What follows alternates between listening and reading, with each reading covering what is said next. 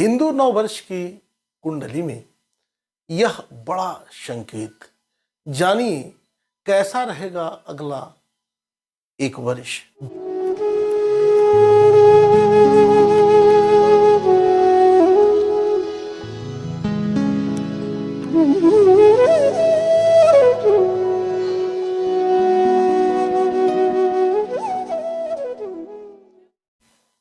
नमस्कार, मैं हूं डॉक्टर श्रीपति त्रिपाठी। 22 मार्च दिन बुधवार से हिंदू नववर्ष प्रारंभ हो रहा है। इसी दिन से चैत्र नवरात्र की प्रतिपदा तिथि भी आरंभ होगी। हिंदू कैलेंडर में चैत्र पहला महीना होता है और इस दिन से विक्रम संवत का आरंभ होता है। अब की बार चैत्र प्रतिपदा से शुरू हो रहा संवत्सर का नाम नल होगा और इसके राजा बुध ग्रह होंगे। आइए जानते हैं हिंदू नववर्ष की कुंडली में भारत और आपकी अर्थव्यवस्था को लेकर क्या संकेत मिल रहा है।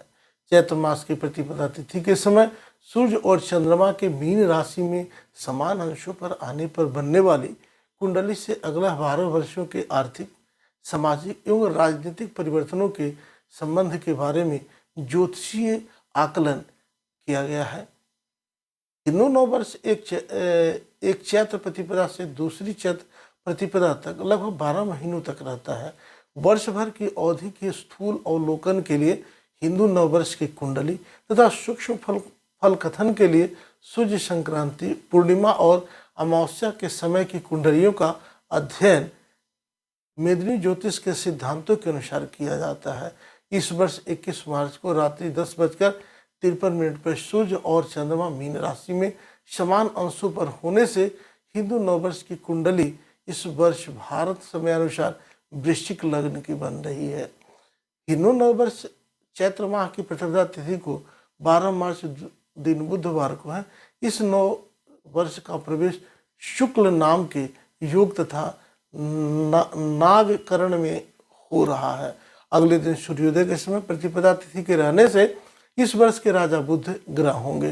बृहद संहिता के अनुसार वर्ष के राजा बुध होने पर कलाकारों, जादूगरों, खेल तमाशा दिखावे वाले, गायकों और लेखकों को विशेष लाभ होता है। राजाओं के व्यवहार में बड़े बदलाव आने से नए समीकरण बनते हैं। हिंदू नववर्ष की वृश्चिक लग्न की कुंडली में लाभ के स्थान एकादश भाव को पंचम भाव लक्ष्मी स्थान में बैठे सूर्य, चंद्रमा, गुरु और बुध के साथ अष्टम भाव में बैठे मंगल की दृष्टि पड़ने के कारण आर्थिक विकास दर में तेजी आएगी तथा बेरोजगारी दर में कमी आएगी। वर्तमान में भारत में बेरोजगारी की दर 7% से अधिक है, जिसमें अगले एक वर्ष में नई नौकरियों के सृजन से कुछ गिरावट देखने को मिलेगी। लेकिन हिंदू नववर्ष की कुंडली में कृषि के स्थान यानी चतुर्थ भाव में बैठे शनि तथा नवांश में चतुर्थ भाव में बैठे पाप ग्रह मंगल के प्रभाव के चलते किसानों को पहले असामान्य वर्षा और फिर फसल की उचित मूल्य न मिल पाने के चलते हानि हो सकती है। वर्ष 2023 में अंत तक केंद्र और राज्य सरकारों को कई बड़े किसान आंदोलनों का सामना करना पड़ सकता है। वृश्चिक लग्न की हिंदू नववर्ष की कुंडली में पंचम भाव में बैठे पंचमेश गुरु का लाभ भाव के स्वामी बुध से बन रहा योग 10वें सूर्य और 9वें चंद्रमा की युति के कारण एक बड़ा राजयोग और धनयोग बना रहा है। इन योगों के प्रभावों के चलते अगले एक वर्ष में भारत के कलाकार और वैज्ञानिक देश विदेश में बड़ी ख्याति अर्जित करेंगे। भारत के किसी वैज्ञानिक या शिक्षाविद को नोबेल या कोई अन्य बड़ा प्रतिष्ठित पुरस्कार अगले एक वर्ष में मिल सकता है। देश में नई शिक्षा नीति और सरकारी नौकरियों के सृजन से विद्यार्थियों को लाभ होगा। फिल्म जगत, पर्यटन और होटल व्यवसाय से जुड़े लोगों को भी इस वर्ष बड़ा आर्थिक लाभ होने की संभावना है। आपको बता दें कि इस वर्ष हिंदू नववर्ष कुंडली में सप्तम भाव मतलब विपक्ष का स्वामी शुक्र विवाद के स्थान यानी छठे घर में राहु के साथ होने से पीड़ित होंगे। शुक्र नवांश में भी हानि के स्थान यानी 12वें घर में पीड़ित होने से इस साल महिलाओं के प्रति आपराधिक घटनाएं बढ़ने की आशंका रहेंगी। सेक्स स्कैंडल, विदेशी षड्यंत्रों के चलते केंद्र और कुछ राज्य सरकारों में बड़ा तनाव पैदा हो सकता है।